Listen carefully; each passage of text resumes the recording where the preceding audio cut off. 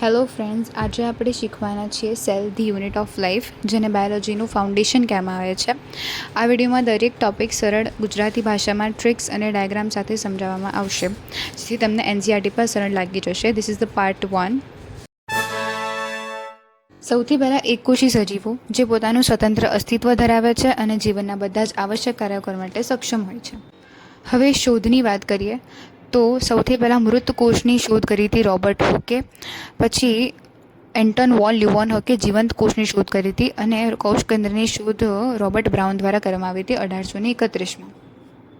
કોષવાદ તો 1838માં મેથિયસ સ્લીડન, જે જર્મન વનસ્પતિશાસ્ત્રી હતા, તેમણે વનસ્પતિ પર અભ્યાસ કરી જણાવ્યું કે બધી જ વનસ્પતિઓ કોષોની બનેલી હોય છે જે પેશી બનાવે છે.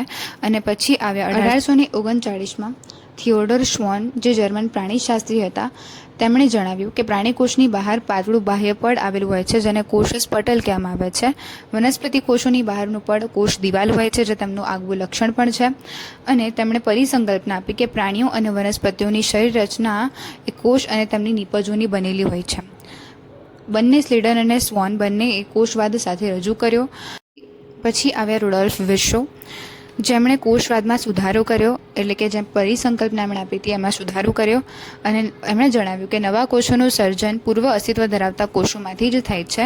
એટલે કે એમણે એવું કીધું કે ઓમની સેલ્યુલા ઈ સેલ્યુલા, જેનો અર્થ ગુજરાતીમાં આવું થાય છે. હવે આજના સમયમાં કોષવાદ એટલે બધા જ જીવંત સજીવો કોષ અને તેમની નિપજોના બનેલા હોય છે અને બધા જ કોષોનું સર્જન પૂર્વ અસ્તિત્વ ધરાવતા કોષોમાંથી થાય છે. કોષનું વિહંગાવલોકન means overview of the cell. ડુંગળીની છાલ જે લાક્ષણિક વનસ્પતિ કોષ છે અને મનુષ્યના ગાલનો કોષ જે પ્રાણી કોષ છે, બહારની બાજુ ફક્ત એક જ બાહ્ય પટલ ધરાવે છે, દેટ ઇઝ કોષસ પટલ. આદિકોષ કેન્દ્રીય કોષની વાત કરીએ તો તે આદિકોષ કેન્દ્રીય કોષમાં પટલવિહીન અંગિકાઓ હોય છે, જ્યારે સુકોષ કેન્દ્રીય કોષમાં પટલમય અને પટલવિહીન બંને અંગિકાઓ હોય છે. અંગિકાઓ કઈ કઈ હોઈ શકે છે તો સૌથી પહેલાં વાત કરીએ કોષ કેન્દ્ર, અંતઃકોષસ જાળ, ગોલ્ગી સંકુલ, લાઇસોઝોમ, કણાભસૂત્ર, સૂક્ષ્મકાય રચનાઓ, તારાકાય, રિબોઝોમ અને વગેરે. પછી કોષરસ.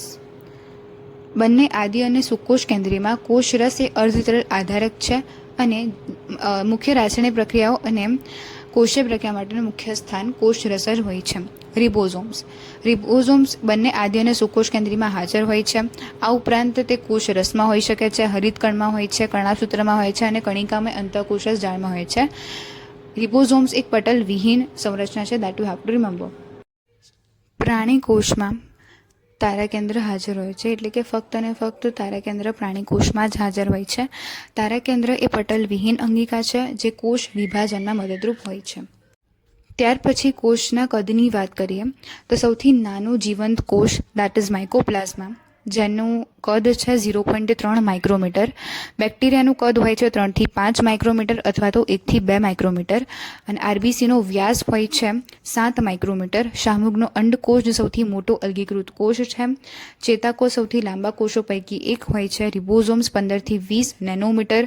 સિસ્ટર્ની 0.5 થી 1 માઇક્રોમીટર વ્યાસ ધરાવે છે અને પરિકોષ કેન્દ્રીય અવકાશ 10 થી 50 નેનોમીટરનું હોય છે. પીપીએલુ કે જેનું કદ 0.1 માઇક્રોમીટર હોય છે અને વાયરસ કે જેનું કદ 0.02 થી 0.2 માઇક્રોમીટર જેટલું હોય છે. સામાન્ય સુકોષ કેન્દ્રીય કોષ કે જેનું કદ 10 થી 20 માઇક્રોમીટર હોય છે. હવે આપણે આકારની વાત કરીએ. રક્તકણ એટલે કે આરબીસીનો આકાર ગોળ અને દ્વિઅંતરગોળ હોય છે. ડબ્લ્યુબીસી એટલે કે શ્વેત કણનો આકાર અમીબોઇડ હોય છે.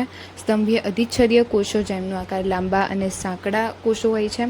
અને ચેતાકોષ શાખિત અને લાંબા હોય છે. જલવાહિનીકી લંબાયેલ હોય છે અને મધ્યપર્ણ કોષો ગોળ અને અંડાકાર હોય છે. એન્ડ એનસીઈઆરટીમાં એક લાઇન મેન્શન છે, દેટ ઇઝ કોષની સંપૂર્ણ રચના વગર કોઈનું પણ જીવન અસ્તિત્વ ધરાવી શકતું નથી. એટલા માટે જ કોષ રચનાત્મક અને કાર્યાત્મક એકમ છે, જે તમને મે બી AR ક્વેશ્ચન એટલે કે વિધાન અને કારણ ક્વેશ્ચનમાં પૂછી શકે છે.